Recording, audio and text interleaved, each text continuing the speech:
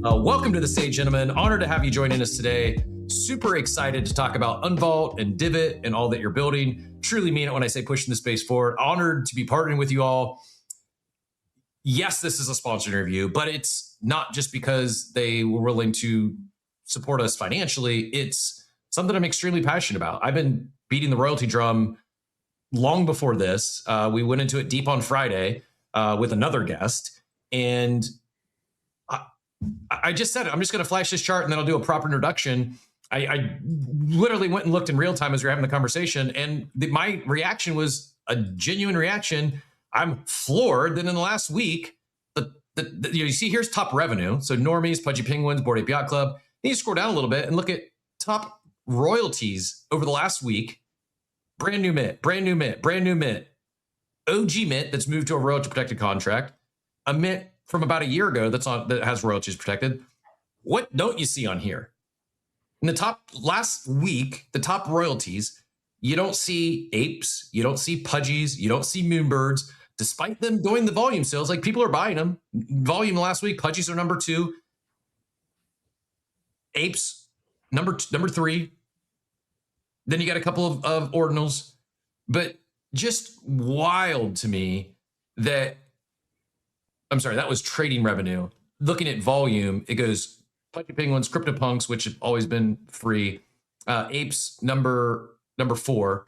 Little Pudgies, number 5. It's just wild to me that we're seeing this, where you've got brand new collections.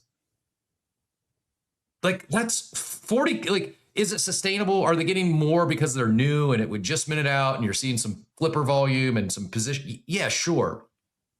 But go look at the last month.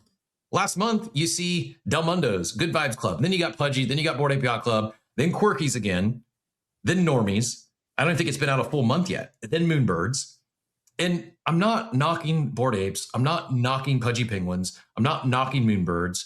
But I hope some people on the team listen in today to hear from Aaron and Ernest on what they're building at Unvault. Not just Unvault, but what they're doing with DIVIT is also revolutionary. They've got some patent pending protected technology here that have teams move to royalty protected contracts. Sure, look at Quirkies, case in point. It's difficult, requires dev. They're making the process simple for anyone that wants to make the move. And not just simple, I think the way they're doing it is very powerful, because you still. Well, I'll let them get into the details. Without further ado, Aaron, Ernest, welcome to Coffee with Captain. Appreciate you being here. Excited to not just have you on today, but have you on a couple times in the future, as well as some of the teams, some of the business builders you're working with. I'm going to be kicking off an upcoming segment here. If you've been around for a while, we've done some other similar builder type segments. We had Ape Chain Architects, where every Monday we brought on a builder on that ecosystem. Here, we're going to have the opportunity to bring on and highlight builders who happen to be building in a world of royalty protection and what they're doing with those extra funds. But without further ado, Aaron, Ernest, welcome to Coffee with Captain. Appreciate you being here. GM. Good morning from Las Vegas and Hurricane, Utah. Today I learned. I did not know Ernest was from Utah. I'm a big fan. It's like, if we're going to get snow in Florida this week, I may as well just jump on a plane and go to Utah and enjoy the snow. Versus being mad about it, but big fan. I actually lived in North Florida for about 13 years up near Lake City, and so I moved to Utah about 3 years ago. What can I ask? Why? What took you to the mountains? So I own a couple different companies. One of them is a motorcycle company, and I asked everyone at all the companies to decide where we were going to have a home base, and everyone kind of threw locations in the hat. And so I spent a year having fun, traveling to a dozen locations all across the country, trying to figure out where we were going to go. And I settled on Hurricane, Utah, because it's close enough to Vegas that I can shoot down to Vegas in 2 hours, an hour and a half if you're driving like really fast. But it's close enough to California that I don't have to be there, but we can distribute motorcycles to California, which we do, about 30% of our bikes. And so, yeah, it was a good location. Wait, before we get into Unvault and DIVIT and everything you're doing, do you mind, both of you? Because I don't want to take for granted that all of our listeners here are familiar with both of you and know your backgrounds. But you mentioned like the motorcycle company, and I think you're doing a lot of really cool things on chain and helping a lot of other builders here. move their businesses forward. But do you mind expanding a little bit, filling in some of those dots on your background, and also, maybe hit on Decrypted and what you're doing for those? I mean, we're entering tax season here, so there might be some listeners that might need a little bit of advice on that front as well. But we'll go Ernest first, and then Aaron. Do you mind just filling in a little bit, whatever you want to share background wise, not prying, but yeah, anything you'd like to share in terms of background and kind of what maybe brought you to this point with Unvault and DIVIT. Sure. I'm Ernest Lee. I'm an attorney and an accountant. Don't hold it against me that I'm an attorney, but I have Board Legal, which is a law firm where I help business formations, trademarks, stuff like that. I have a motorcycle company. Everyone wants to talk about that one. I own Combat Motors. I bought the company. It had another name, and I reworked it. And Aaron's laughing. And so I'm serial entrepreneur, retired military, retired Army infantry, and medically retired. I had a little accident, but yeah, I've owned companies since I was 18 years old, and so I've unfortunately taken till I was 50 something to just get really good at it. But yeah, I've gotten pretty good at building businesses, and so Aaron and I ran against each other for the ApeCoin DAO Special Counsel, and we became friends. There was a point there where we were both in the running, and I had a lot of votes that I had bought. I owned the ape that I voted, and I thought that wasn't fair, and so I went ahead and I gave my votes to Aaron. He ended up endorsing Wabam for ApeCoin DAO Special Counsel that time, and so we hit it off, became friends, and we started Board Counsel back in the end of 2024, end of 2024. Yeah, sorry. No, sorry. So I think something happened with post-COVID that it's near impossible for me to figure out. The only year I remember 2021 and what happened then. You could tell me something was 3 years ago or 7 years ago, and I'd have to really think about it to know which was which. But yeah, it's been somewhat of a time warp. It's been less fun after 21, 22. Might have something to do with it as well. Time evolution is real. I agree with Otis. Real quick, you mentioned Combat Motors, not just any motorcycle company. These things are maybe not one of ones, but some pretty high end, bespoke, really custom stuff. That is, if you're into motorcycles, go check out combatmotors.com. One more question for you, Ernest, and then we'll get Aaron in here as well. You mentioned serial entrepreneur since 18, took you till a little older in life to figure it out. Not to be cheesy, but you see it a lot. If you could go, this question anyways, if you could go back to your 18-year-old self,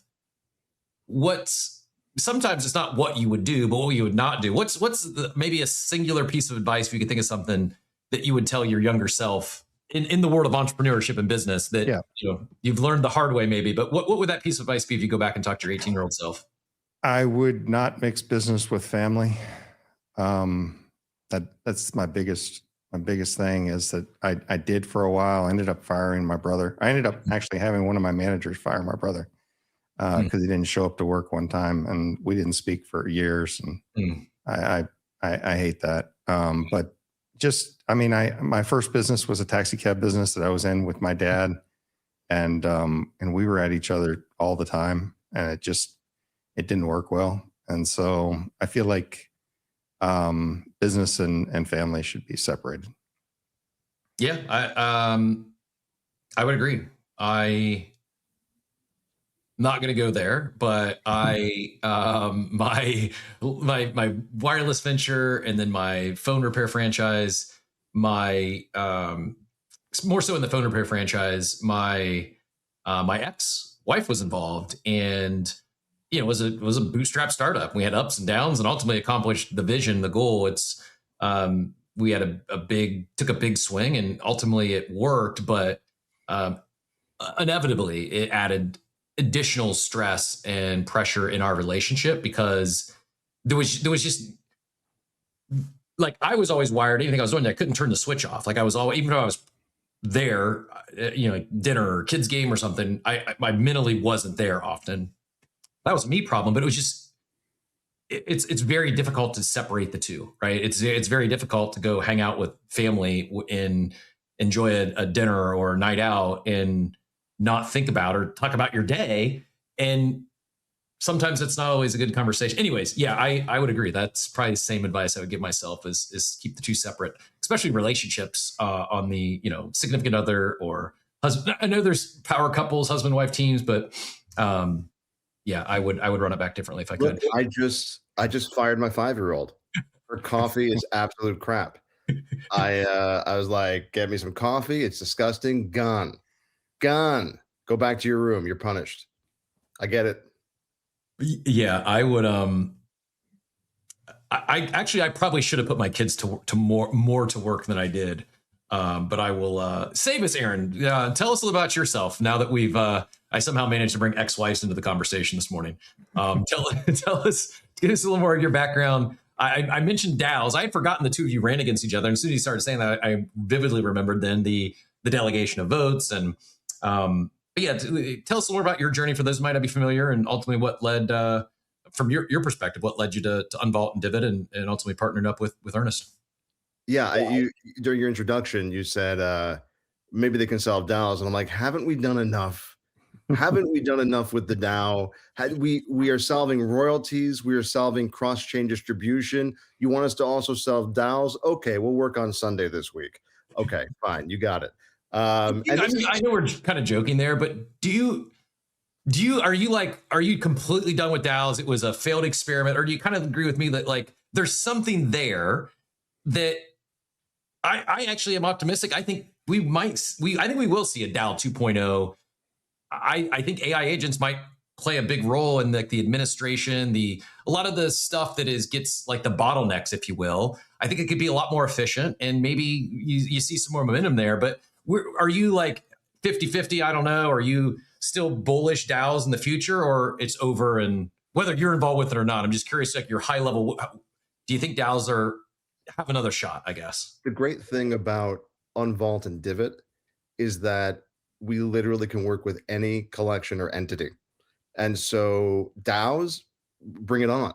What we're and by the way, I want to talk about myself too. I mean, Ernest got a chance. I want to talk about myself, but with Unvault and DIVIT, anybody can come on, whether you're a DAO looking to pick up more members and more activity, or a collection looking to do the same thing across many different chains. Yeah, so why not? We're not. Thank you, Dort. You as well. We're not going to look. DAOs. Listen, I've been trying to talk with Snacks. Yeah, I'm a proud member of the Pizza DAO, and absolutely, Pizza DAO Snacks should come aboard. And yeah, long live DAOs, absolutely. Yeah, I quite frankly, just like NFTs, I think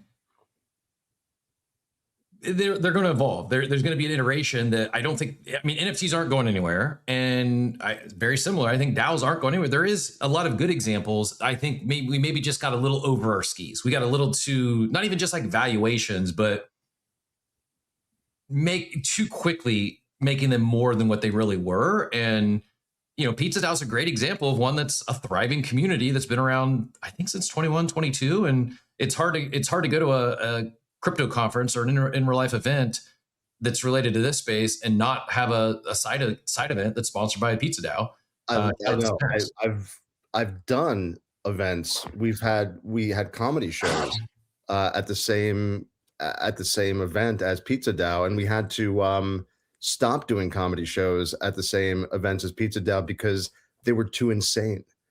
People couldn't pay attention to the comedy shows because Snacks and crew, and I say this with love, are too insane. If you ever have a chance to go to a Pizza DAO party, go to a Pizza DAO party. It's fantastic. And Cap, even though we are sponsoring these segments, I did not have to pay to hang out with you in person multiple times. So we go back. It's been fun. I don't want to say like, oh, I think people know me and know Ernest, but I've been full-time Web3 since 21. I used to do a daily show. So kudos to you, Cap, because I know how difficult it is to do a daily show. I didn't enjoy it. I stopped. You were on episode, was it 1021 or something? I mean, 1,102. Yeah.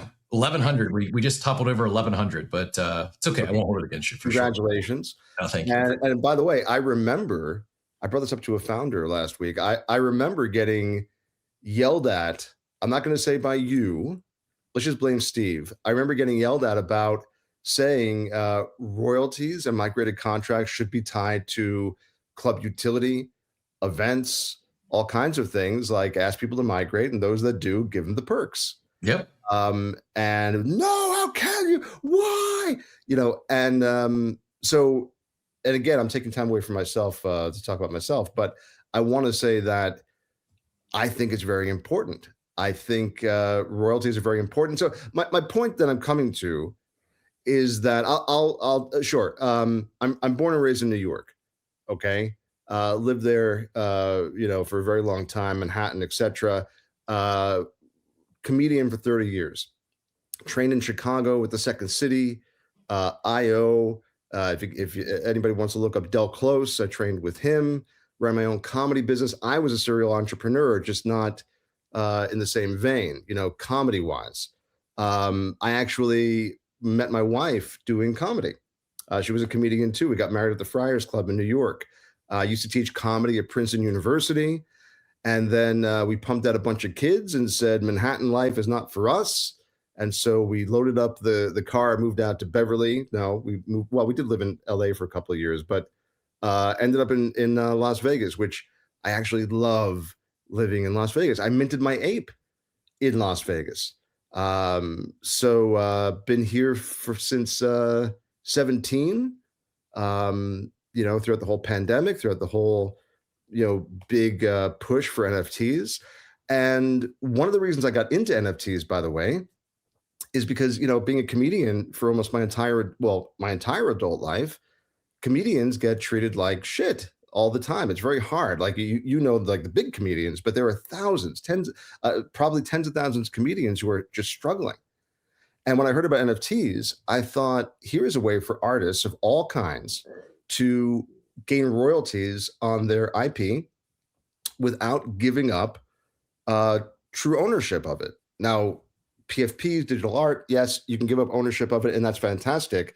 But when I first came in, that was the big pull, royalties. And then you find out after you're in the space for a little bit that royalties are just a social contract.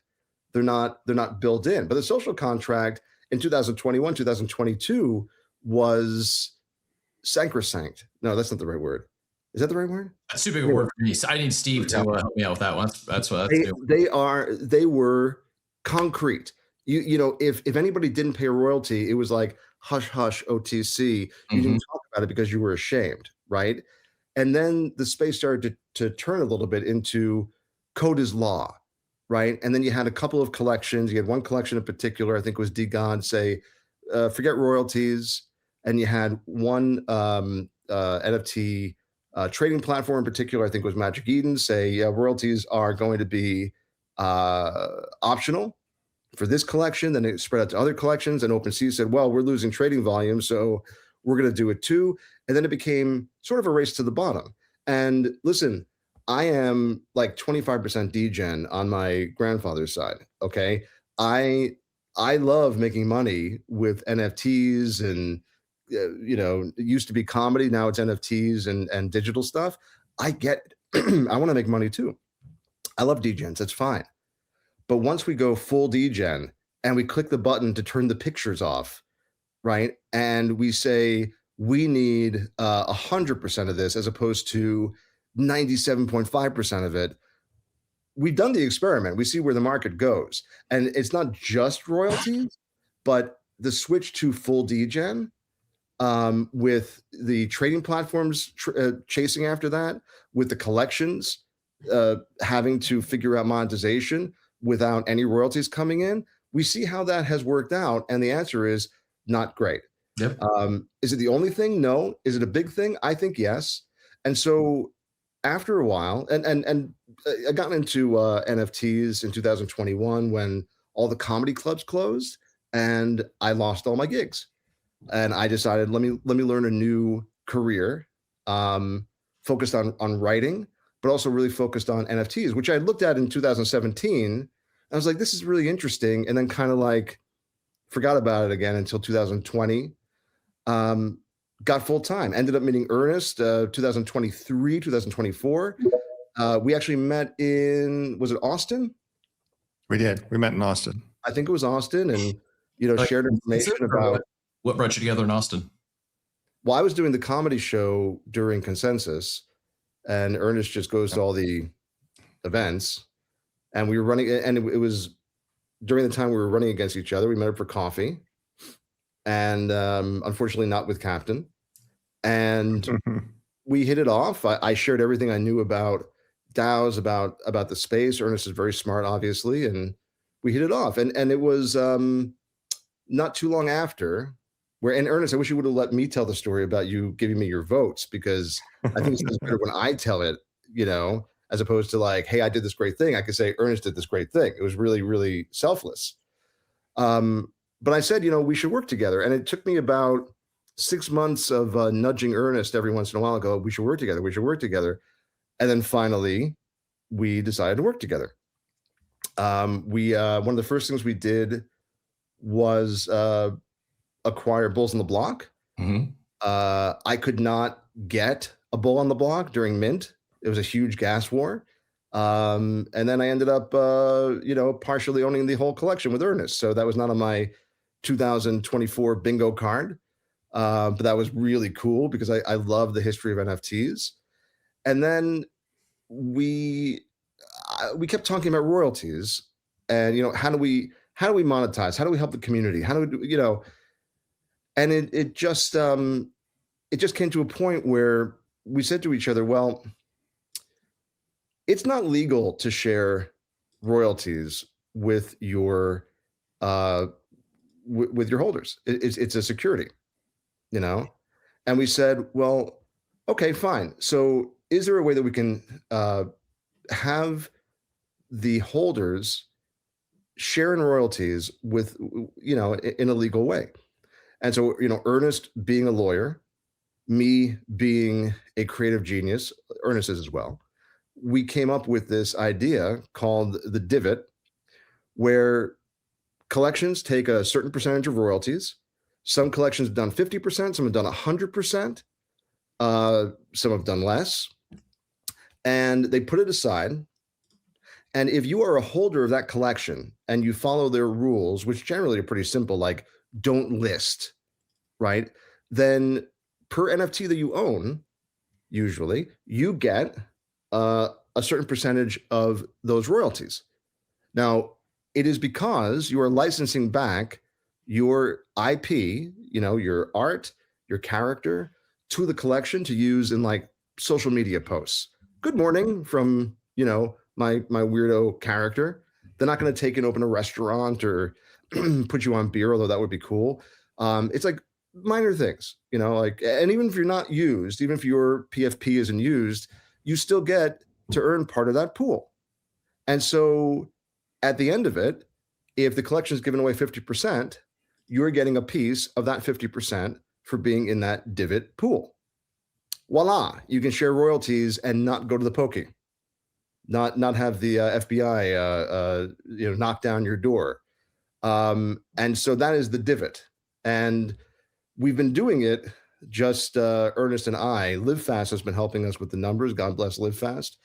But we are now in the finishing phase of having Quit audit the contracts, because Quit is the best, right? And we're about to launch the DIVIT Unvault system, which is a basically automated dashboard where collection just signs up, says, okay, here are my rules. Here's how much I want to distribute. Here's the frequency. It can be as long as a year, which I don't recommend. It could be a quarter. It could be a month, a week, a day, or even instant upon sale of an NFT. Oh, this NFT just sold for 10,000. It has a 1% royalty. 50% of that is going straight to the DIVIT holders. Boom, it just happened. My favorite game is going to be just checking my divots all the time. Oh, how much should I get today? How much should I get today? That's the divot in a nutshell. Okay, Ernest, did I forget anything about the divot? No, sir. That's yeah. The divot is a secondary royalty. Then you covered that. Oh, but also the divot strategy. Yes. Right. Which I've got to give Ernest credit for, and also our, we are partners as well in a different company with Simple Farmer in Clutch Labs, and we were all thinking about this. We were thinking about it a little bit first, but along the same lines, a divot strategy, which is that your collection cap, coffees, little cute coffee cups. I'd buy that. You can give, let's say, 40% back to holders in the form of a divot, which is just, I got paid, right? But then 10% maybe, or whatever percentage you want, can go towards buying back the floor, just like a strategy coin. So there's no coin. It's just taking that royalty stream, buying back the collection, and then deciding what to do with it. Do you relist for 20%, 50% over? Do you vault it and keep it? Do you lock it up forever? Burn it? What do you do with it? And the sales from those NFTs go right back into the strategy, right? So it's a way to pick up the floor. It's fun, and give back to holders, but also those sales create more divots. So the divot strategy is creating more divots for the holders and for the strategy.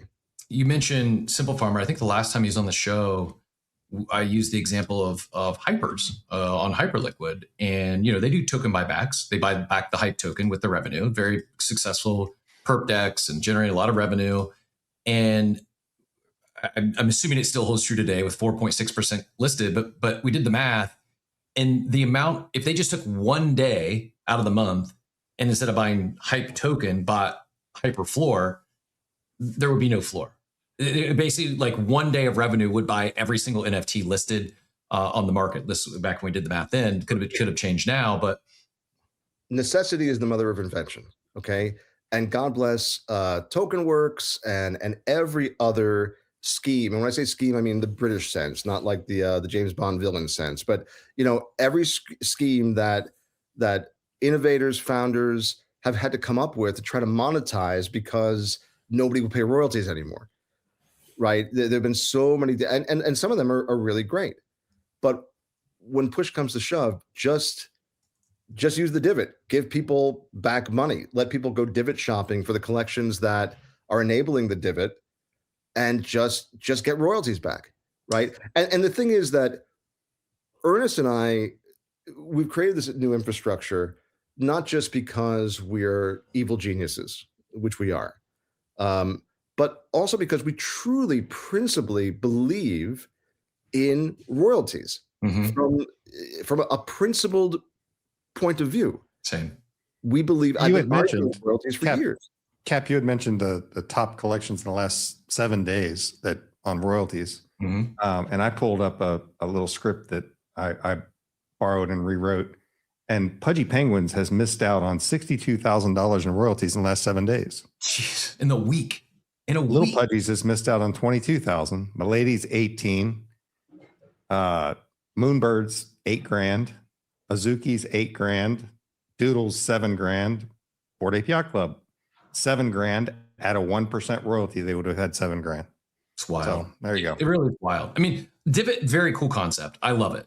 You talk about utility, and I was saying earlier before you guys jumped on, I've caught it. It's like, why should I hold this asset beyond the art, beyond this is a cool collectible? What other reason to hold other than speculate? All number might go up and access and all that stuff's important, but a legal way to share in that royalty stream is a major deal. And you were talking earlier about the marketplaces and Magic Eden deciding to go optional and blur farming. I think a lot of people will attribute blur farming in the incentivized bidding is what led to ultimately the decline in NFT floor prices.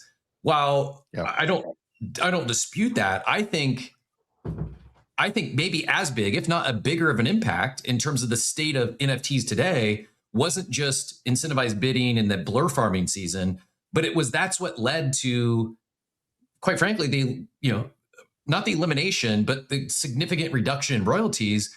And I believe that's at the crux of why a lot of these NFT PFP collections have went away from alignment with their community and stopped providing utility, because they, in their mind, even if they have other revenue streams, I think previously they're like, oh, we're generating X amount in royalties, we can reinvest that into the ecosystem. And then once those royalties went away, instead of looking for a solution like this, they just said, hey, it's easier for us not to, we're just not going to offer any utility. We're just going to be an art collection. And again, to each their own. But I think it's such a big deal on many levels. I agree with you from a principled standpoint. One of the first things that got me so excited about NFTs was creator royalties, was secondary royalties, whether you're talking to, bootstrapping a startup business or just an artist who's putting some of their art on chain and be able to win as they grow in their career down the road. That was a big deal for me.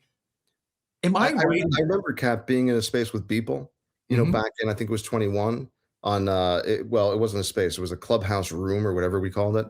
And he had sold an early image just before his big, $69 million everyday sale. He had sold one image for 60,000. I think it might have been like 66,000 or something. And then he had a 10% royalty, and the buyer turned around and sold it for $6 million. And trustlessly, automatically, right into his wallet, he got $600,000. And he was just talking about how the promise of royalties was really working out. His holder got like $5.4 million, and quite a big I don't want to call it arbitrage, it's my DGen brain, but quite a big profit. And the artist got paid, right? And now we say, oh well, Beeple, he's made $100 million in sales. He hadn't at that point. That was a life-changing big deal. But we also know, founders who struggle every day, who grind, who never left, but they can't monetize. I know founders from pretty well-known collections that they had a pump, and they made $1 million in trading volume, and they got like maybe 1% of the royalties because somebody actually paid them, and they said, yeah, I mean, we're happy. That's great for the people that sold, but we're not able to do anything for our community because of it. Yep. So the divot comes from, I want to make money on things that you and all the listeners, how many dead things do you have in your wallet, right? Thousands. Like, thousands. What if all those dead things, even when there was like a little bit of life, we're paying you, and they were like, hey, yeah, listen, we didn't work out how you wanted, but we're still paying you a little bit. And how many of those dead things might revive a little bit because there's new interest in them because they aren't getting monetized. So, that's the divot side of it. And we wanted collections to get royalties back, but then we also wanted everyone to eat. We wanted the holders to also get monetized. And so now when you're paying a royalty, you are paying, yes, the founders or the owners if they've sold, but you're also paying the community. You're also paying yourself potentially, right? And it's a perpetual awesome machine is what it is. Am I right in thinking did Divot come first and then so it's like great idea, like how do we bring our community along, and then there's not a lot of royalties to share with our community base if everyone's going to go to these marketplaces and not pay royalties. So had a solution, and instead of pivoting out of it, it's like, how can we make this better?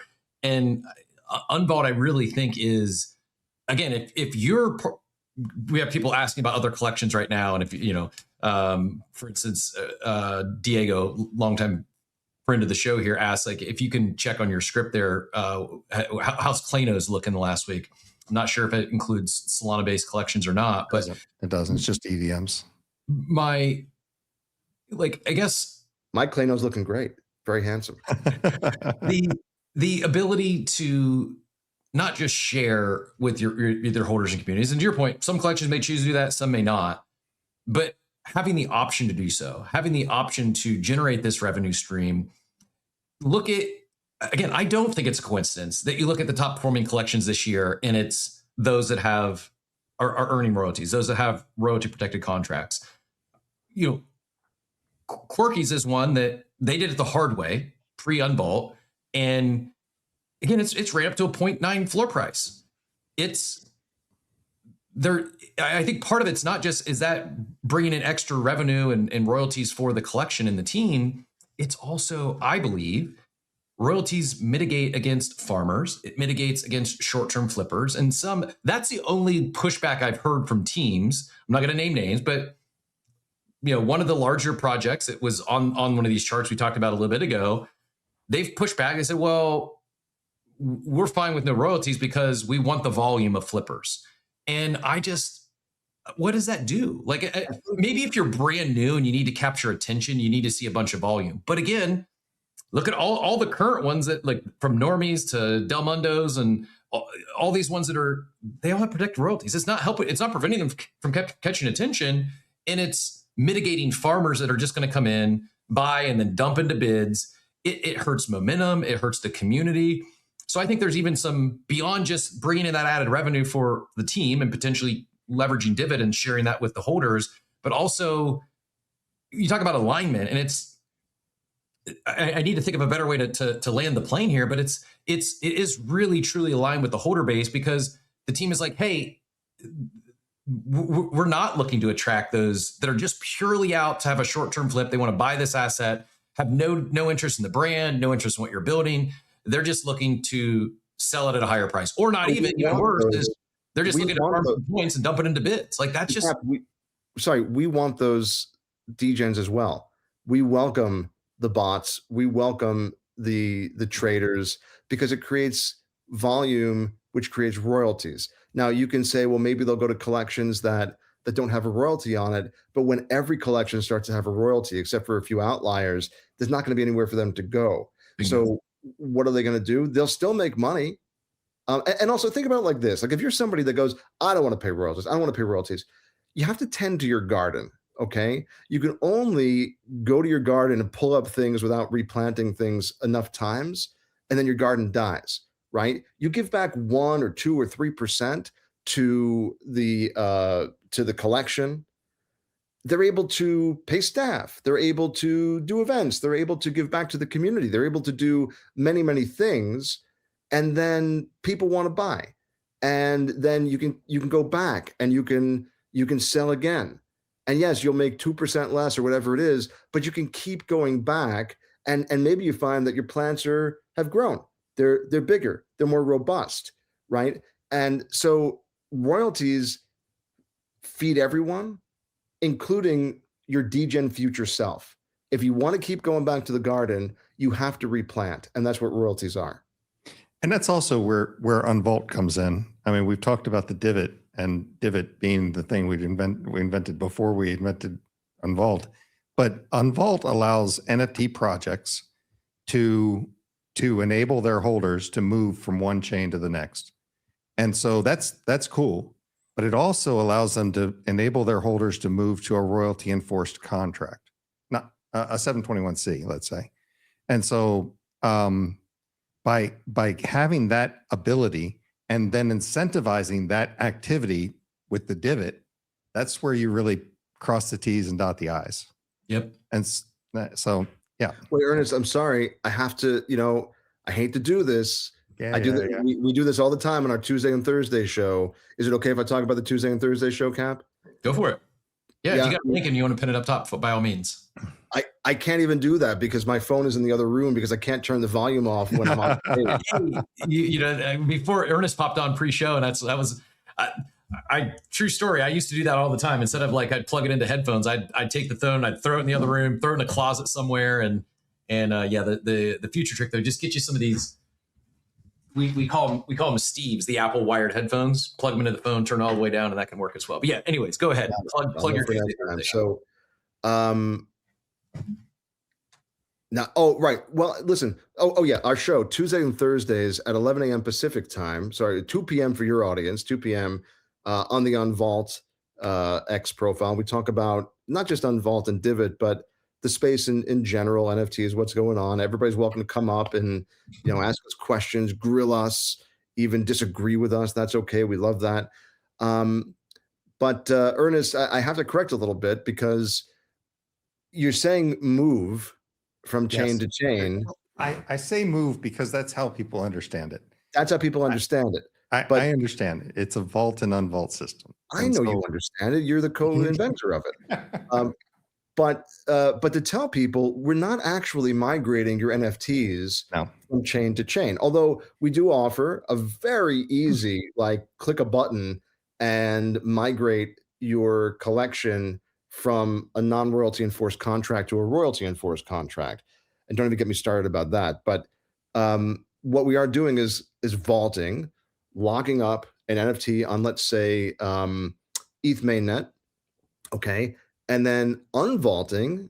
And by the way, this is when I say we, the holder can choose to do this, can choose not to do it. If a collection decides to unvault with us and sign up with us, you don't have to unvault if you don't want to. I don't know why you wouldn't, but you don't have to.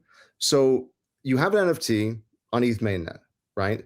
You say, but I want to access liquidity, either for sales or whatever, or some kind of utility somewhere else. Let's say other side on Ape Chain, or something's going on in Solana, or maybe even one of the chains is offering you some kind of perk. Hey, if you go to Solana, you bring your NFTs to Solana for a month, we'll give you 1 SOL. Or hey, if you bring your your NFTs to Ape Chain for a month, we'll give you a whole bunch of Ape, or we'll give you some other kind of thing. I don't know.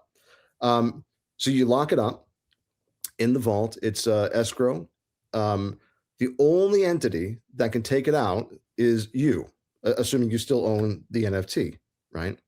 Unvault can't touch it. The collection can't touch it. Only you. But now you can unvault what we call an echo on another blockchain of the same exact token ID, metadata, image, utility, and everything. You can do it. It's another instance of your NFT. We are starting with, yes, Solana will be included. We are starting with Ape Chain, ETH mainnet, Abstract, Base, Polygon, Binance Smart Chain, and Solana. And we threw Solana in there because we want people to know it's not just EVMs. Now, this is our minimal viable product, or MVP, right? We will be moving to other chains. We will be moving to whatever your favorite chain is. We will get there. And it's not going to be like we're going to announce Tezos and 5 years later still not show up. It's going to be we will announce, and within a matter of weeks, it will be up. And so what does that do for you? You can move your NFT. Well, I get it, Ernest.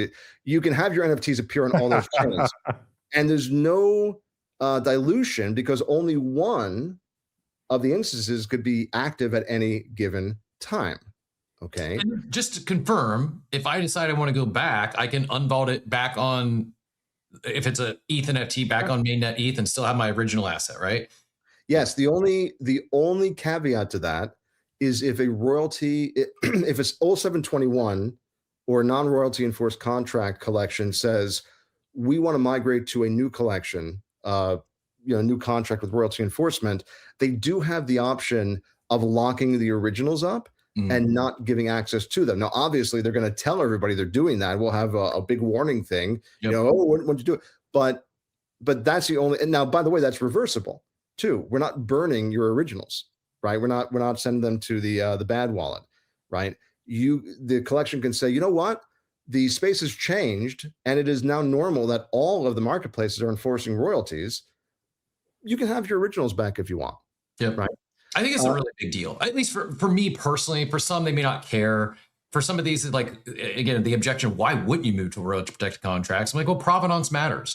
I've shared on here, like, of the thousands of NFTs I have, there's one that I really care about provenance. It's my PFP. It's only because I minted it. It's part of my personal journey. And I like the fact that it's never been sold. It's never been moved.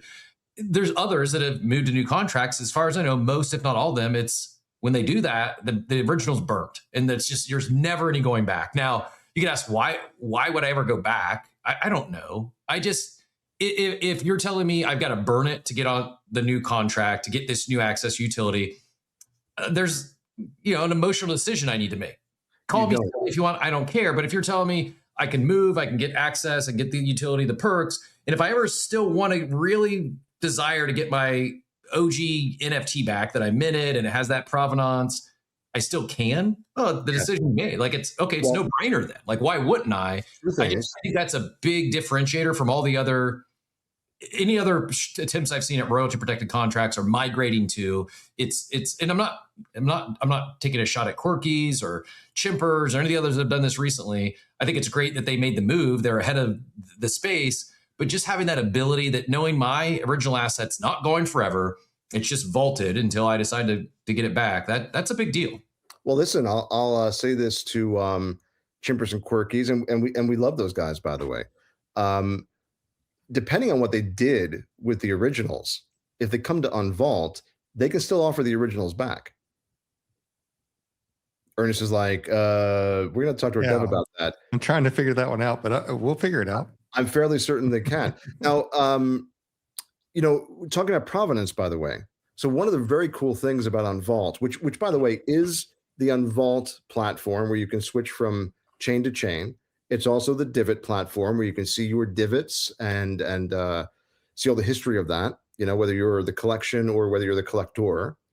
We have a Provenance tool, which, again, patent pending, first of its kind. The Provenance goes by token ID, not by just the NFT. So right now, you can track the provenance of your ETH mainnet NFT. Sure, of course you can, right? But what happens when you unvault it? What happens when you lock it up and then you take it out on Solana or ApeChain or wherever? You're going to be able to track the provenance of that token ID from chain to chain. You're going to see every piece of movement, every activity that's happened on that blockchain for that token ID. And then you'll see when it switches, and it'll just be one history.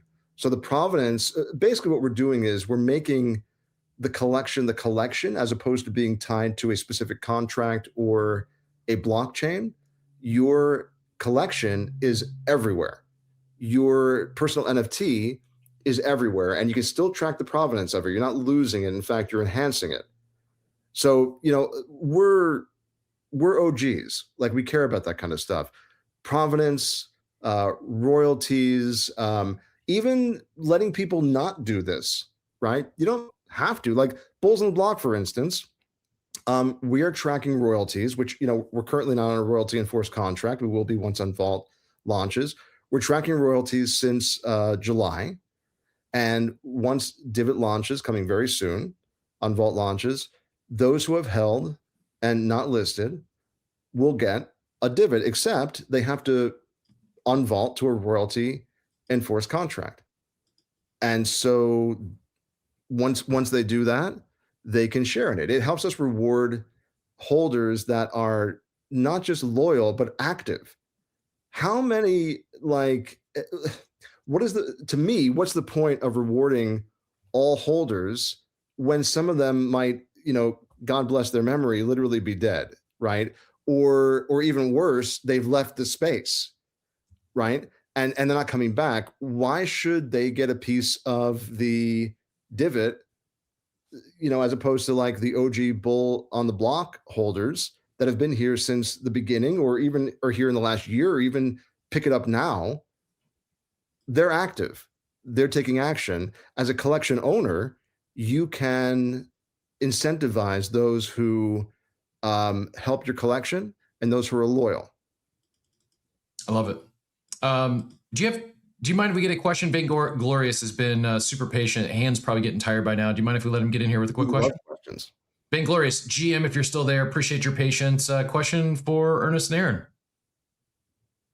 Might have lost him. Nuts. We'll check back in. Hey, real quick, can I just say below board, just to trigger Aaron, below board? Trigger me in a joyous way. Below board is can you guys hear me? Oh, yeah, we got you back. Let Aaron 10 seconds here, finish his below board triggering thought, and then we'll get you back in here. Appreciate your patience. Below board is the name of the Metaverse Comedy Club that exists below the Board Ape Yacht Club. It's a collection I launched in 22. I think it was 22.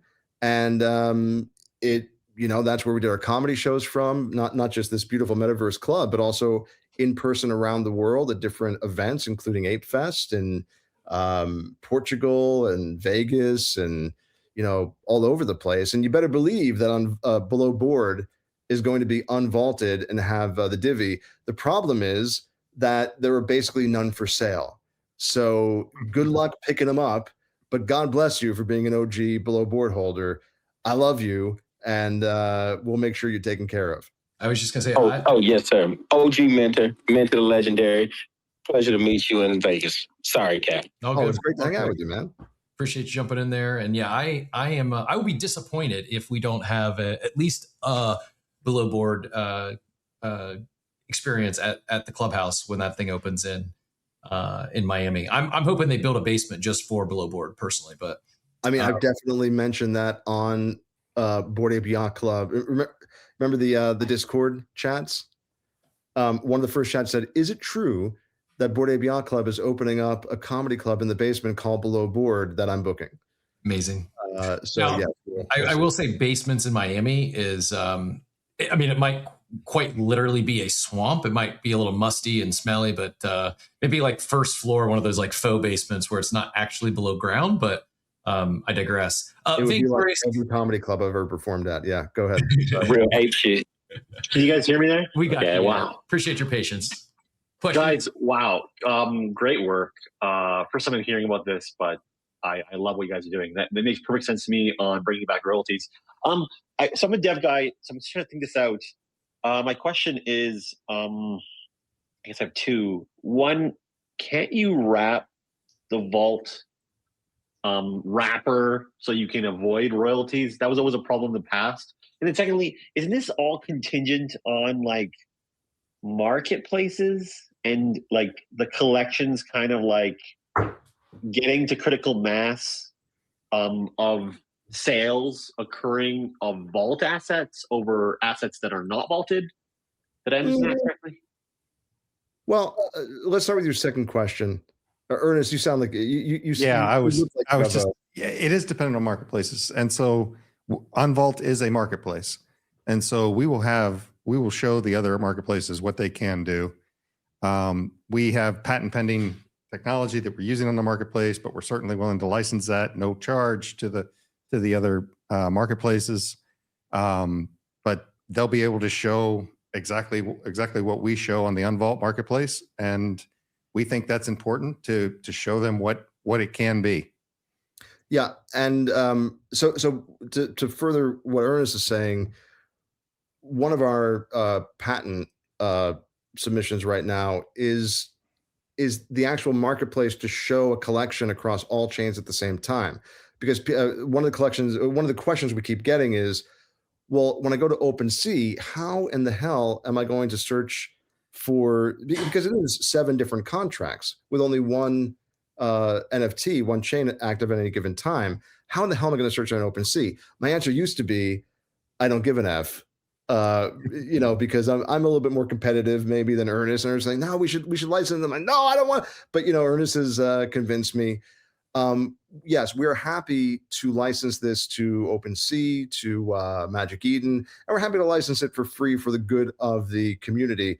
Listen, we also have a protocol fee in there, so it's not like we're saints. We'll get paid too. But we think it's important for the other marketplaces to get on board and be able to show a collection across all chains at the same time without making users look all over the place. Now, to the heart of your question, well, what if people just skirt royalties? Yeah, sure. But that was the case back in 2021 too. There were always people that skirted royalties. We think that the incentive structure for Unvault and DIVIT is enough to lure the smart degens and their bots over to the Unvault way of thinking. They will pay a small royalty, so maybe there'll be some who are just principled in that, no, code is law, we won't pay it. But you'll start to see that many of the big collections are on royalty enforced contracts again. And could they spin up their own collection and trade amongst themselves and pay themselves back and forth? I guess so. But why not get into that DIVIT pool, hold some and get paid all the time. And then when you do sell, sure, you're giving up a percentage or two, but you're doing it for floors that are higher. for money that's higher. And not just that, but we also have amazing arbitrage opportunities. So if you're a real seller, you will take a look and you'll see that those who are in the know, everybody in Cap's audience right now, you know that these collections exist across 7 chains and then 10 and then 15, whatever it is. I can talk about the tool now, right, Ernest? Yeah, go ahead. We also have a patent pending arbitrage tool, which is not in our MVP, but it will be out, where click of a button, you will be able to see the arbitrage opportunities across all chains and say, I want to buy here. I want to vault it. I want to unvault it onto a chain that has a 30% arbitrage, and I want to accept the collection bid, offer, or even list it to sell right now. And within the course of one wallet interaction, I mean, of course, it'll be like, a couple of different wallets and approvals, et cetera, all in the same flow. You've just made a 30% arbitrage. And so we're not thinking about degens. So I would say the degens that are in the know and know about the arbitrage and know about the higher floor prices, they'll come over. And I guess there'll be, some degen hermits, yelling at the sky over by themselves, not doing it, but losing out on tremendous arbitrage opportunities. That's the answer to your second question. Vainglorious, go ahead. Response or follow-up question?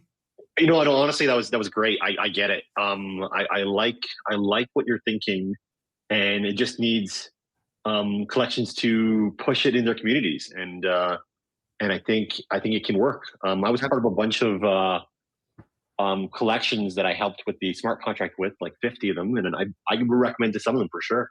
I can see this being wide. And we can announce now, by the way, before we get to your other question, here's one of the collections that are pushing it to their holders: heavy metal. Gabe and Adam signed up officially. They're one of the first collections to announce publicly.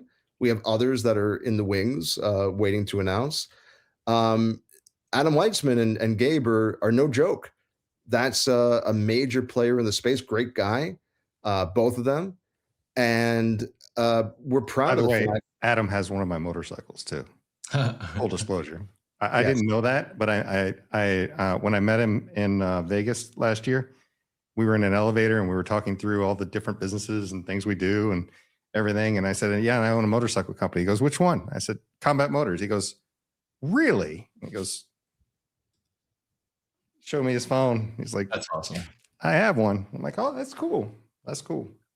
That is very cool. So we think that if Unvault is good enough for Adam and Gabe and heavy metal, it might be good enough for your collection. We also love that Rida has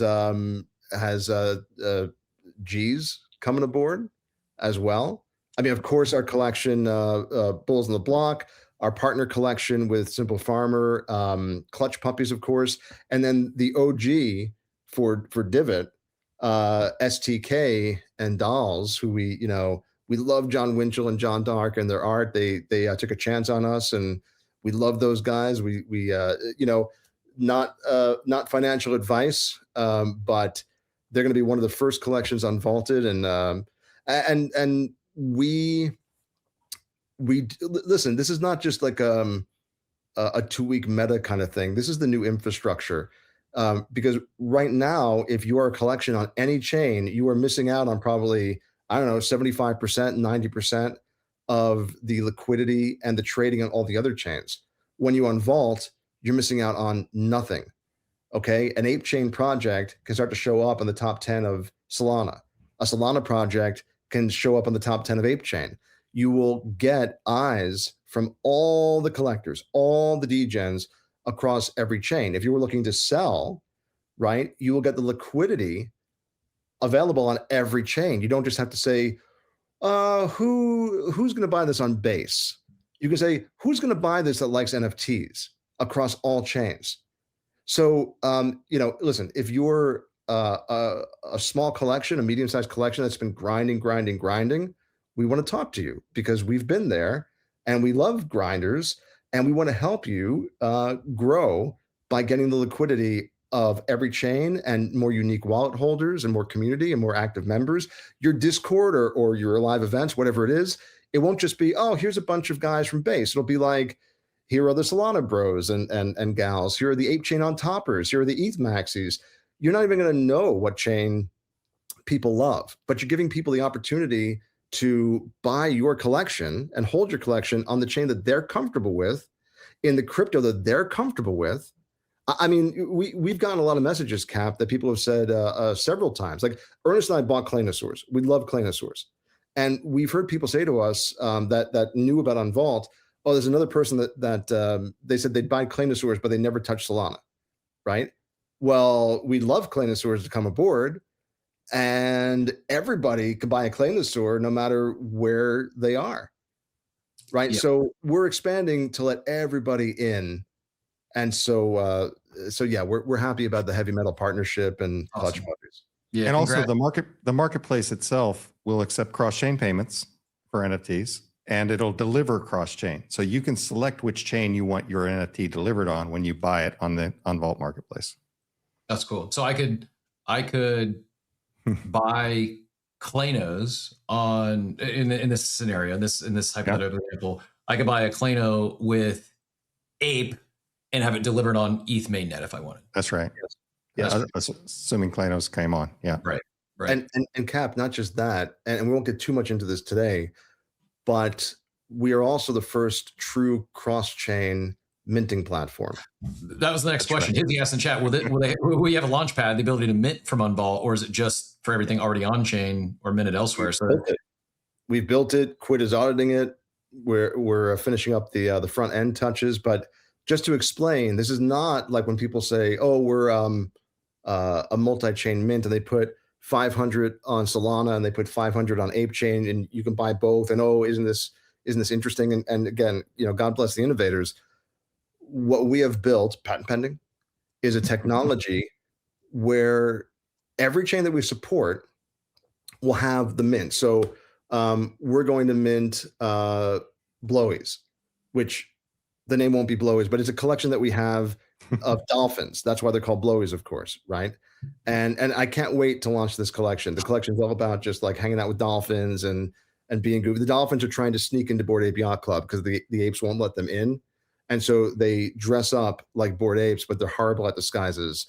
But the art is fantastic. Anyway, so Blowies, for instance, we say, okay, we're going to launch, I don't know, 6969, just randomly, Blowies.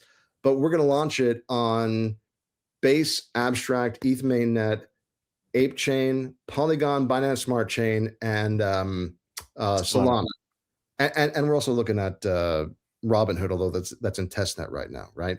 And so BTC Ordinals. Yeah, BTC Ordinals, Cardano, whatever. Yep. I'm talking about the ones that we're launching with first, right? Gotcha. So everybody from those chains can mint on the chain that they want to, and whatever currency they want to, and have it delivered to whatever chain they want to, okay, at the same time. So the technology does not allow duplicates. So whoever gets a transaction through first will get the mint, just like it is on one chain, except that this is on all chains at the same time. So what does that do? That lets people from every chain mint on their chain that they're comfortable on, right? I'll never buy anything on ETH. Fine, buy it on Sol. I'll never buy anything besides Ape Chain. Great, buy it on Ape Chain. It lets them buy it in any currency that they want to, that we support from all the different chains. But what does it do for the collectors or the collections? It has everybody on all those chains able to mint at the same time, fighting each other for the mint. Forget about the secondary trading afterwards. Okay, you put a 10,000 piece collection on right now somewhere, and yes, congratulations to all the free mints that have minted out. That's wonderful, right? That's great. But wouldn't it be nice to also be able to charge something to, I don't know, get some liquidity in your collection so you can do something, establish a company, whatever you want to do? Well, we get you the liquidity of every trader. I was going to say every fucking trader, but I'm trying not to curse. I'm trying to be professional for Unvault. But you get the liquidity of every fucking trader on every fucking chain at the same time. I mean, I know we're fixing royalties first, then we're going to fix DAOs. After that, I think let's bring back gas wars. That would be my request. Multi-chain gas wars. It's going to be speed wars. It's going to be speed wars because the gas is so. Listen, the three of us here have the scars of the gas wars. Okay, but it's going to be what chain is the fastest. What chain can I get my block through first? And I don't know. Maybe you'll have to tip a miner a quarter USDC or something, I guess. But it's going to be. I mean, maybe somebody will mint on ETH mainnet, but it's going to be which is the fastest chain to mint on. Regarding whether minting or someone's going multi-chain with Unvault, is it? Hans W asks in the chat, does Unvault support engraving the art on chain in any way? And if so, what chain? Whether it's like ordinals or putting the art on ETH mainnet, not just pointing to IPFS, but is that in the cards either at launch or a future stage? Oh yeah. We'll have to see if this is MVP on the dashboard or not. But we've been talking to the good folks at oh my God, Arweave. Okay. Right, Arweave, right? We haven't talked about them for a while. Yep. We think that every NFT collection at this point should have their art on chain. Arweave makes that incredibly easy. We've now done it for Bulls on the Block. I believe we've done it for STK. There's no reason. I think the only reason why people aren't doing this is because they don't really know about it yet. But you can't now for us too, because one of the first problems was, well, where are we going to put the metadata for every one of these collections? And you can put it on chain. So I mean, Bitcoin ordinals and inscriptions a different thing, right? Mm-hmm. But everything else, you just mint to Arweave. It's very simple. It's pretty damn cost effective. I mean, if you're doing something crazy, I guess, but it's pretty cost effective, and it's a one-time cost. We mentioned below board before. I've been paying first $100, now $20 a month, because I still haven't gotten around to doing the thing that I know how to do for my Pinata. Every month, $20, because I'm too busy working on Unvault to actually do my own thing. But you switch it over to Arweave, and you just point your contract to it. And for Unvault, you'd point every contract to the same Arweave link. That's it. You're done, and the art will not go away as long as Arweave is a chain and it's a blockchain. It will be there, and you can stop paying for it. So the answer is yes. Not only is it possible, but we recommend it. And I'm not sure. Maybe somebody can tell me what the downside of doing that is, but that's all upside as far as I'm concerned. I love it. Diablito is going to have to mint the Unvaults on Mega ETH. Yeah, I'm a Mega ETH fan as well. Sure. I'd throw that in as a wish list request for a future partner chain. But EVMs are so easy because, for Ethereum virtual machines, right? For people that don't know, EVM is a big system. You can have, multiple layer 2s, layer 3s, layer 6s, whatever, but they all basically have the same base of a contract. And so you build for one. There may be little quirks or something, on the different blockchains, but generally you're like 99% done.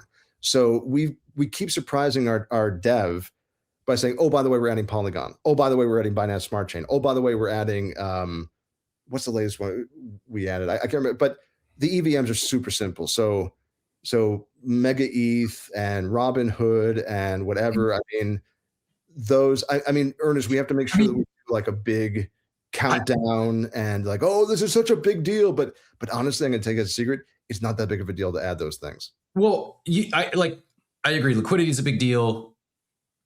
You I hadn't even thought about things like Robinhood and these other maybe specific use case chains that I don't think I don't think Robinhood's going to be a big NFT chain, but something like this, again, you're tapping into a whole different new pool of liquidity, and that doesn't happen without this Unvault solution and this multi-chain arbitrage.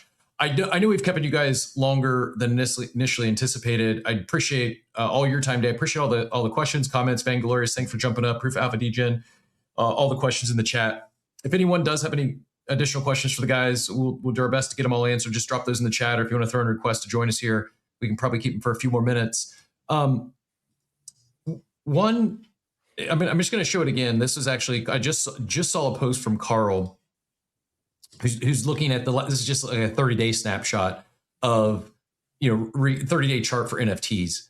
And, he has shared some thoughts. Del Mundo's brought back new Min hype with some great unique art and vibes. Deadfellas just released a new game. God Hates NFTs, strong community around their founder. The Plague, Oni Force, and Quirkies, very strong IPs. Teams building stronger than ever. I'm not familiar. I'm not sure if Oni One Force is on a royalty protected contract or not, but I know the Plague and Quirkies have both migrated. Oni Force, first of all, Oni One. Come on, man. It's not Star Wars. It's not, it's Oni. You know that, Cap. Fair. And they are not on a royalty protected contract, and we know that they have lost somewhere around $6.7 million in royalties over the past few years. And I'm an original Oni. Even met with them before they launched. Love those guys. Love Star-Lordy. We are talking. Sorry to interrupt, but we're talking with a lot. Well, I can't say this. Let me just say that we're talking with your favorite founders, and we love a lot of the collections that you just mentioned for many, many different reasons. Well, I hope more are having this conversation. I hope more listen. If you're in a team, certainly reach out to Aaron or Ernest. If you're part of a community that you're passionate about, like shout out to Deadfellas and Sean in the show often. Or I'm sorry, wrong. Betty and team over there. Like a lot of these teams that are like you're not the apes, not the pudgies, not the moonbirds, but ones that have hung around, they continue to build. I can't imagine what more they'd be able to do if they had these 6-7 figures and extra royalties that they've missed out on over the last few years. But this chart is just, I don't know how someone can, as a team, hear this conversation, hear what you're building, look at the charts over the last, like, again, this is just the last week in NFTs. Normies, Del Mundo's, Mr. Sheeb, Quirky's Original, Good Vibes Club. Good Vibes Club minted not even a year ago. They're going to hit $2 million in royalties in their first year. When so many others would tell you, oh, NFTs are dead. I'm sorry, royalties are dead. They're not coming back. Well, they are back. They're back from existing teams that have, like Quirkies, that have migrated. They're back for all these new collections. They're having tremendous success. They all have royalties baked into them. And there's so much additional opportunity here. Not that they should rely on royalties by themselves, but if they're still building, if they're still here, no one yet has been able to give a good reason why not move to, other than, oh, it's time, it's hard, we got to go hire a dev with, not anymore. They're simplifying. You've simplified it. You've made it easy, and still giving that flexibility and the ability to customize and do things how they choose to do so. I guess that would be my last question for you. If someone's listening in, whether they're part of the community and they want the team to reach out to you guys, whether it's a founder or a team member, is it, I mean, go, the Unvault account is on stage. It's just at Unvault, UNVAULT, or you go to unvault.com. Aaron and Ernest, I'm sure you can reach out to them directly. But is that it? Like, next steps, if someone wants to get more information, just reach out, DM, go to the site and apply for early access.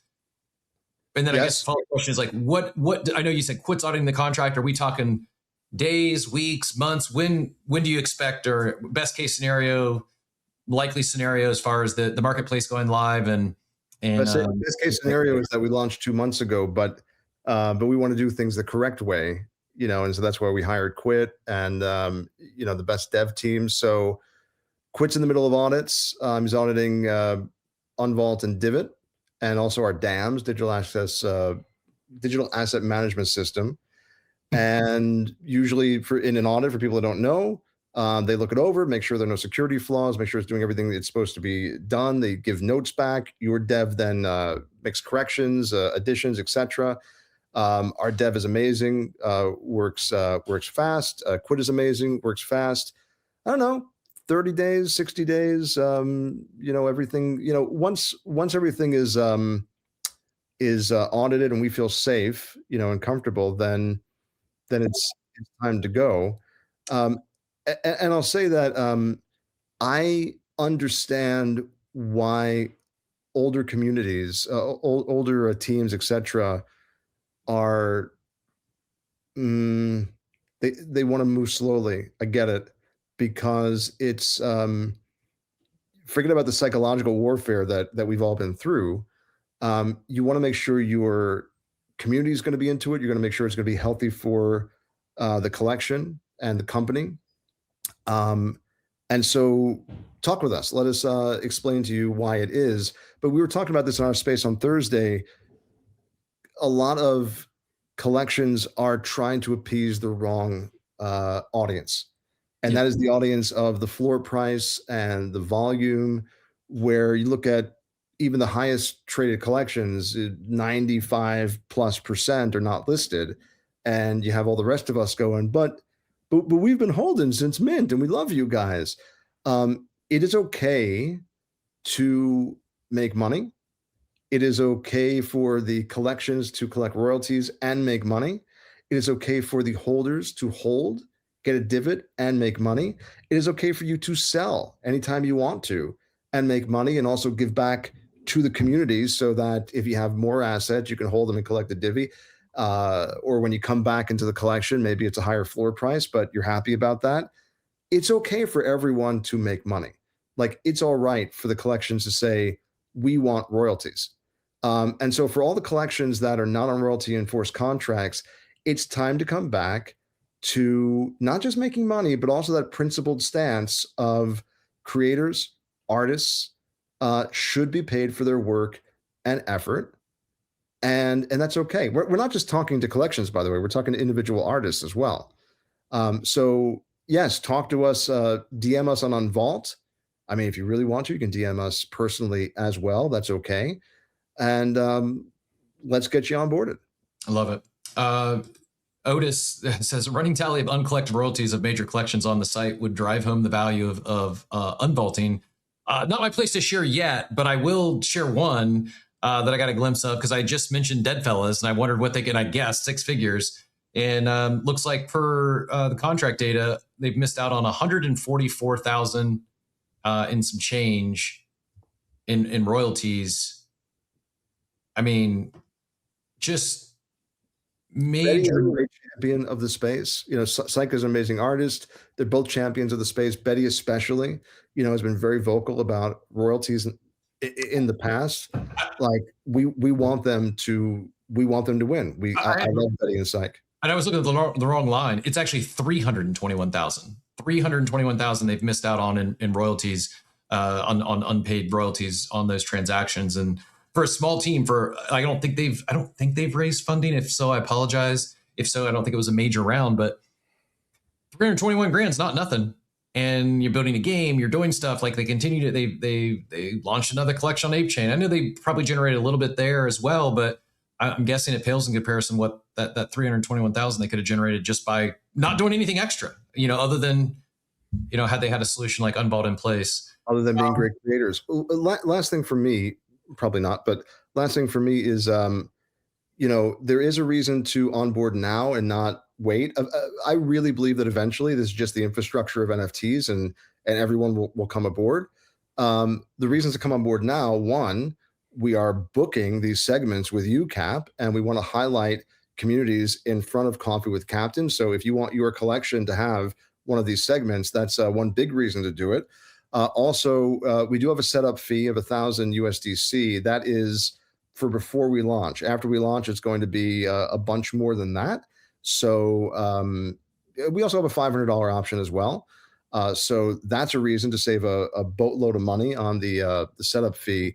And our friend Rida, we are going back and forth about the animations that we're going to be launching. And we want to include the PFP characters from the collections that onboard up front. And so if you want Rida to include you in the your collection in these Unvault videos, time is running out. Awesome. I love it. Well, we'll go to Ernest for any closing thoughts here in a second as well. But yeah, I'm really excited about this. Yes, this is a sponsored interview. This is a partnership, but we do, and we occasionally will do one-off sponsored interviews. That's the thing. If you're an Unvault partner, you can't do this forever, but for at least the next few weeks, months, there's an opportunity to get on here. They're basically subsidizing that for you. But more so, this is something I'm genuinely excited about. I'm very passionate about royalties and what they can do for the NFT space at large. we need leaders. We need, founders like yourselves that are helping push the space forward. This is kind of a weird one because it's like taking us back to our roots to push us forward. And I still don't understand why royalties in some case for some teams, like they view them as a negative or negative connotation. They were here from the launch, like during the mania, during the boom of NFTs, royalties were very much a thing. Stockholm syndrome. Yeah, it's like you not paying royalties was like almost like you said, it wasn't just on chain as how like marketplaces work, but it was like the social contract. Like people almost felt there's people I know that did OTC deals and then still sent royalty, the equivalent of what the royalty would have been back to the team because they felt it's how the space worked. And I've done that. I'm very much so pro royalties. I think it's good for space. I think it's good for the teams. I think it's good for the collectors. Yeah, you're going to give up a little bit of margin if you trade on, but if the team is there and you're really supportive of the brand, even if you're exiting, like I mentioned Good Vibes Club. I don't hold any of the actual collection other than my honorary yet. Still rooting for the team. I still want to see them win, and was glad to pay royalties when I had those transactions. It was the only time I hear, oh, well, what if I'm down bad? And that's nothing is perfect, but I think that this is really close to a win-win-win that we've seen in a while. And beyond the partnership, beyond the sponsorship, I truly thank you on behalf of myself, all our listeners, the space at large, for not just experimenting on chain, but really doing something for the greater good. That I think I agree with you. I think we get to a point at some point in the future where this is just how NFTs work. Part of whether you want to call them NFTs or digital art or digital assets, like this, like protected royalties, I think can have a very much so a positive impact on the space. And I do hope it becomes just the norm. And just like it once was, I hope once again it becomes the norm. And the one thing we really haven't talked about, you mentioned it in passing, but this isn't just like your 10,000 PFP collections. You could argue that it's even more important for the artist who wants to bring their art on chain and is just going to introduce one-of-one pieces, or they're just going to create a digital counterpart to their physical art piece. Like it's a really big deal for them. It's one of the things that got me excited. This piece over here is my daughter was her first piece she minted on Super Rare, and the idea of her being able to, I'm not going to sell that, but if I were to sell it someday for $10,000, I want her to get her cut, right? And it's just there's for so many reasons. I think it's refreshing, and it's one of the first things in a while that I've gotten really excited about the technology to NFTs. Like pointing back over here again, Steve's book and Stephen Scott's book, The Everything Token, it talked about a lot of what the technology could unlock and how it is programmable tech. And I just feel like we kind of hit this lull and people stopped innovating. They stopped doing new things. Again, I think maybe part of the reason why is royalties went away. And once they're back into the tech, I think more people are going to do more experimenting, do more with the technology, not just have a piece of digital art on chain. Not that anything wrong with that, but Ernest and I are the Kool-Aid man busting through that wall. Oh yeah. And look, to your point about degens, and royalties. Look, I would rather have 98% of $100,000 than 100% of $1,000, right? You build the market back up, through royalties and through, Unvault and DIVIT, and all of a sudden the 2% you're giving up might be more than the 100% that you're keeping at the current market. Yep. Really appreciate your time this morning. Really appreciate all that you're doing.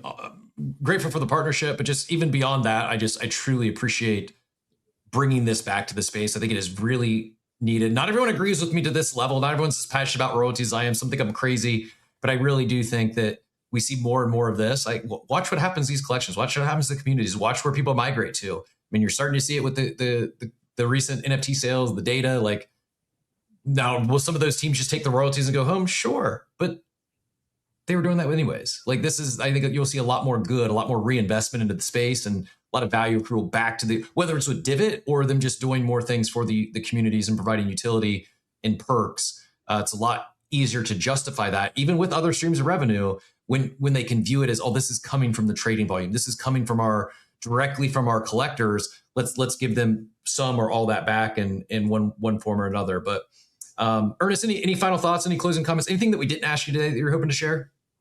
Sure.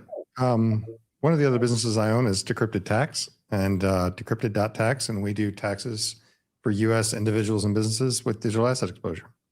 And so it's tax season right now. So if you are looking for tax preparer, we are your guy. We use Node 40 on the back end of our website. We can handle more transactions than any of the other trackers out there, Coin Tracker, Coin Ledger, any of those. Their limits are in the hundreds of thousands, and ours are in the millions we can handle. So get on there, book a call. They're free consultations, 1 hour with either myself or Lincoln Allard, who works with me. And yeah, it's tax season. So let us help you out there. And that's both for NFTs, trading, or staking, or any of that. We can track it on our website. It's awesome. Very, very complex, and not knocking any of the others, but there's some good software out there, but to have it built from someone who is an accountant like this, that comes from their core business, also has a legal background and is deep in this space, like it's just makes sense. Yeah, I don't know about calculations with Cap. That's pretty heavy on a Monday morning, but we are accepting nominations and suggestions for new segments. That would be we might have to do like Thursday, Monday morning calculations. That's might be too much math, but in all seriousness, I've done videos for YouTubers, and they tell me their numbers drop when I'm on talking about tax, and I'm like, okay, well, let's just do like segments that are just talking about tax, so that it can be segmented. But yeah, it happens. It's not that exciting. It just may not be the happens. most exciting content, but it is important, and much better to take some time and be bored over some number talk than not do things correctly and get a nasty gram from the IRS someday. So yeah, and that's what we provide that is different than the others, is we do full service tax prep. And so either myself or Lincoln review every return that goes out, and we make sure that we're doing planning during the year, tax loss harvesting, tax gain harvesting, which isn't talked about so much, but you have a certain amount of gains you can realize at a 0% rate every year.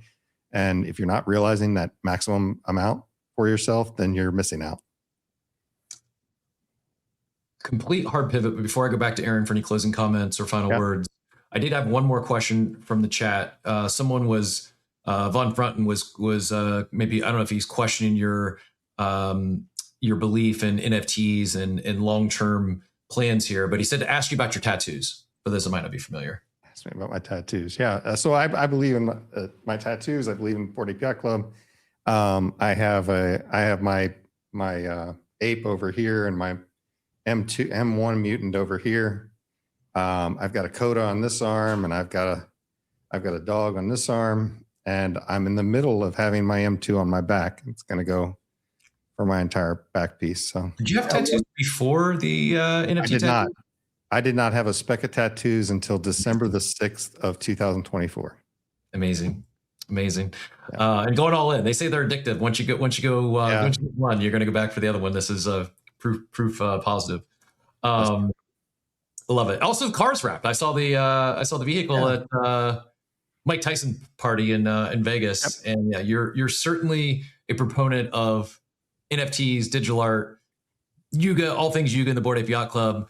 But certainly, I think the space at large, and we need more people that are not just passionate about collecting and trading, but really helping push the space forward. And grateful to have you. Honored for the partnership, and really looking forward to it. And I think the other thing that says a lot about what you're doing is we're talking about campaigns, and one of the things that was most important to them wasn't just highlighting Unvault and DIVIT and what they're building, but Aaron kept coming back, like, how can we highlight the builders? What can we do for the builders, those that we're working with, in addition to giving them the benefits of Unvault and DIVIT? Wanting to highlight these builders, I think it just says a lot about not just what you're building, but also how you're doing it. And so, yeah, Aaron, anything to add to that, or any just final closing comments or closing words? No, just thank you, and we look forward to the weekly segments with the different builders that we're working with, and shout out to some of your loyal listeners who who are part of our great communities, BT Dwayne and Otis, and I wish I could see your audience right now to call them out, but I'm not in front of the X. But we really appreciate our communities, from the Bulls on the Block and Big Bull and everybody over there to STK and all the great communities there, and and clutch puppies. And listen, we love NFTs. We love the space. We love the art. We love the tech. We love the degenery of it. And so every time we talk to a new collection and we sign a new collection, it's a really great thrill. Having heavy metal, STK, clutch puppies, bulls on the block, and then a bunch that will be announced soon. We're just excited because we know that we're going to be helping some really, really great builders and founders in the space.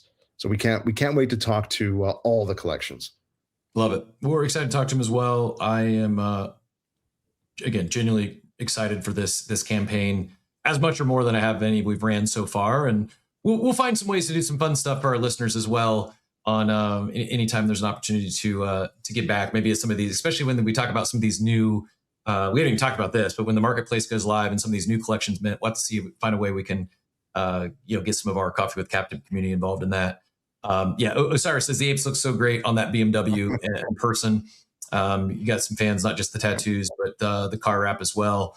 And again, thanks for your time, Dave. Really appreciate it. Apologies for keeping you 37 minutes longer than planned, but enjoyed the conversation. A lot of interest from the chat, and excited to continue the conversation. We will have the guys back. Not just we'll be highlighting their builders. We'll certainly have them back at some point as well in the near future. But this is we've been alluding to some new partnerships, some new sponsors coming on board, and really honored to be working with you guys. And we're rooting for you. I think this is one that not just will be good for Unvault and the communities you're working with, the builders you're working with, but the space at large. And like I said, it's refreshing to have some new things coming live on chain. So thanks again, and great to have you guys today. Really enjoyed the conversation. And everyone, as Steve would say, have a wonderful day, everyone.